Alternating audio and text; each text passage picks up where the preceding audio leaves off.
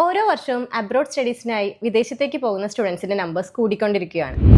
Global exposure, standard of living, quality of education, stay back options, job opportunities ഇതൊക്കെ തന്നെയാണ് പലരെയും abroad സ്റ്റഡീസിലോട്ട് attract ചെയ്യുന്നത്. Recent ഉയർന്നു വരുന്ന negative newses, visa issues, safety newses ഇതെല്ലാം പലരുടെയും അബ്രോഡ് സ്റ്റഡീസിന്റെ എന്ന സ്വപ്നത്തെ ബാധിക്കുന്നുണ്ട്. 2026 അബ്രോഡ് സ്റ്റഡി സേഫ് ആണോ എന്ന് ചോദിച്ചാൽ ഒറ്റ വാക്കിൽ ഉത്തരം പറയാൻ ബുദ്ധിമുട്ടാണ്.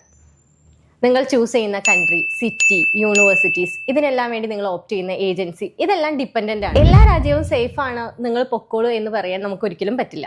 എന്നാൽ എല്ലാ രാജ്യവും സേഫ് അല്ല എന്ന് പറയാനും പറ്റില്ല. കാരണം ഓരോ രാജ്യത്തെയും ഗവൺമെന്റ് ചേഞ്ച് ആകുന്നതിനനുസരിച്ച് റൂൾസ് ആൻഡ് പോളിസീസിൽ ചേഞ്ചസ് വരും.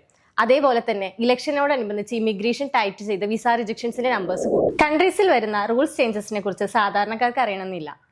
വേൾഡ് പൊളിറ്റിക്സിനെ കുറിച്ച് അഡ്വൈസ് ചെയ്യാൻ പറ്റുന്ന ഏജൻസിയെ തന്നെയാണോ നിങ്ങൾ കണക്ട് ചെയ്തിട്ടുള്ളത് എന്ന് ഉറപ്പുവരുത്തുക. So they will help you in your decision.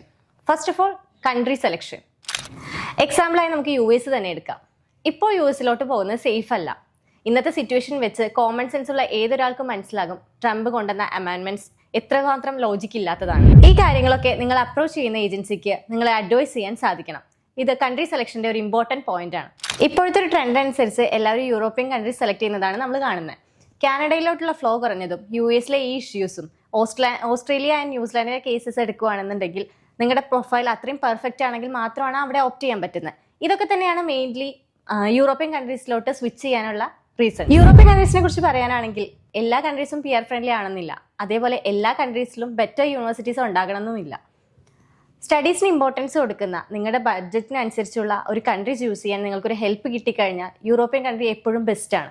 Budget friendly country choose ചെയ്യുമ്പോൾ അവിടുത്തെ എക്കണോമി കൂടി നിങ്ങൾ നോക്കണം. പാർട്ട് ടൈം ജോബ് അവൈലബിലിറ്റി, അതേപോലെ അതിൽ കിട്ടുന്ന ഏണിങ്സ്, നിങ്ങൾ സെലക്ട് ചെയ്ത ഏജൻസി ത്രൂ ഈ കൺട്രിയിലോട്ട് മുൻപ് സ്റ്റുഡൻസ് പോയിട്ടുണ്ടോ, അവരുമായിട്ടുള്ള കോൺടാക്ട് ചെയ്യാനുള്ള എന്തെങ്കിലും ഓപ്ഷൻസ് ഉണ്ടോ, അതേപോലെ തന്നെ നിങ്ങൾക്ക് അവിടെ പോയിട്ടുള്ള അക്കോമഡേഷൻ്റെ അസിസ്റ്റൻസ് എത്രത്തോളം ഇവരുടെ സൈഡിൽ നിന്ന് പ്രൊവൈഡ് ചെയ്യുന്നുണ്ട്, ഇതെല്ലാം കൂടി നോക്കിയതിന് ശേഷം മാത്രം ഒരു കൺട്രീസ് ഓപ്റ്റ് ചെയ്യുക. Safety of the nation. ഒരു കൺട്രിയും 100% സേഫ് അല്ല. ഫോർ എക്സാമ്പിൾ, ഫിൻലാൻഡ്, സ്വീഡൻ ഒക്കെ happiest nation of the world എന്നാണ് അറിയപ്പെടുന്നത്. തെഫ്റ്റ് ഇല്ല, ക്രൈം റൈറ്റ്സ് ഇല്ല. പക്ഷേ ചെറിയ പ്രശ്നങ്ങളൊക്കെ അവിടെയും നമ്മൾ കേൾക്കുന്നുണ്ട്. ഇതൊക്കെ ഒരു മൈൻഡ് സെറ്റിന്റെ ഭാഗമാണ്. 100% സേഫായി നമുക്ക് നമ്മുടെ നാട്ടിൽ പോലും നിൽക്കാൻ പറ്റാത്ത കാലഘട്ടമാണ്. ഡിസിഷൻസ് എടുക്കുമ്പോൾ എപ്പോഴും കെയർഫുൾ ആയിരിക്കുക.